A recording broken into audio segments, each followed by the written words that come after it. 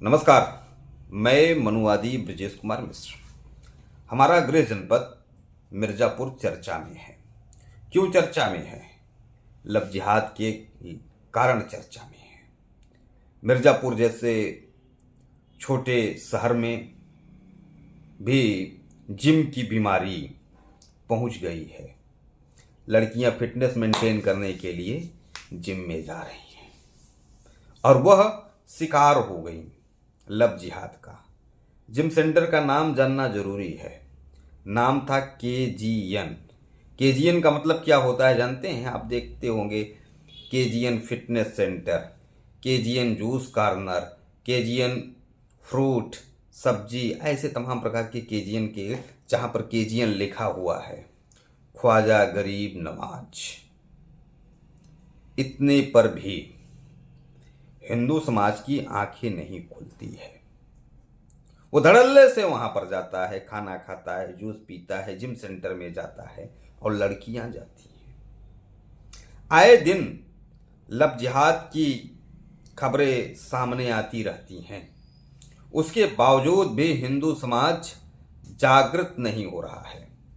मिर्ज़ापुर के मामले में कई लड़कियां लव जिहाद की शिकार होने लगीं।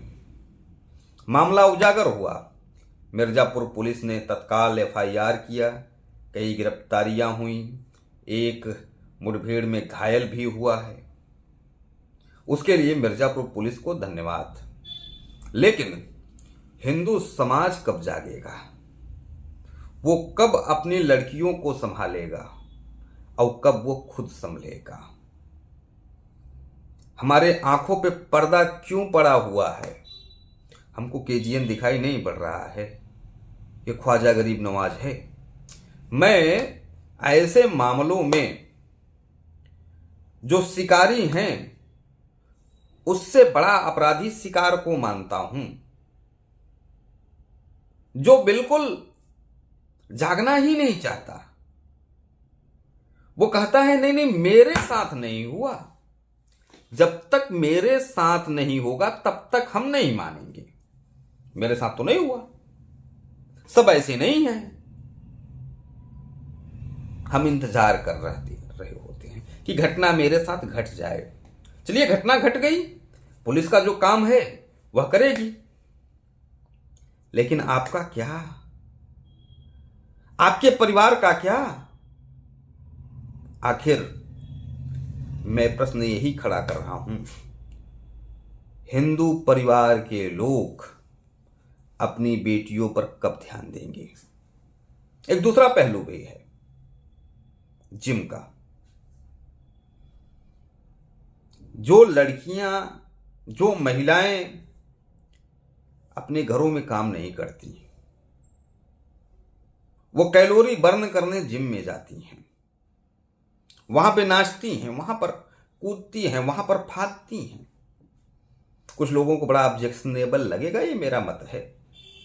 पहले घर में महिलाएं इतना काम करती थी कि उन्हें कैलोरी बर्न करने की आवश्यकता ही नहीं पड़ता था। छोटे छोटे शहरों में पता चला जिम में तमाम प्रकार के कांड हो रहे हैं, सेटिंग चल रही है।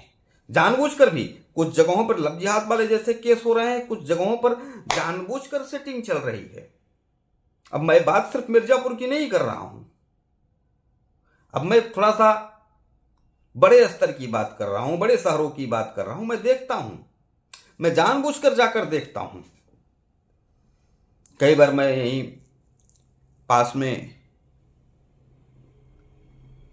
नोएडा सेक्टर 50, जो ग्रेटर नोएडा वाली लाइन है, उस लाइन पे एक स्पेक्ट्रो मेट्रो शॉपिंग मॉल है। वहां पे एक दो तीन जिम सेंटर हैं। मैं जाता हूं। जितनी संख्या में लड़के आते हैं जिम के लिए, उतनी संख्या में लड़कियां।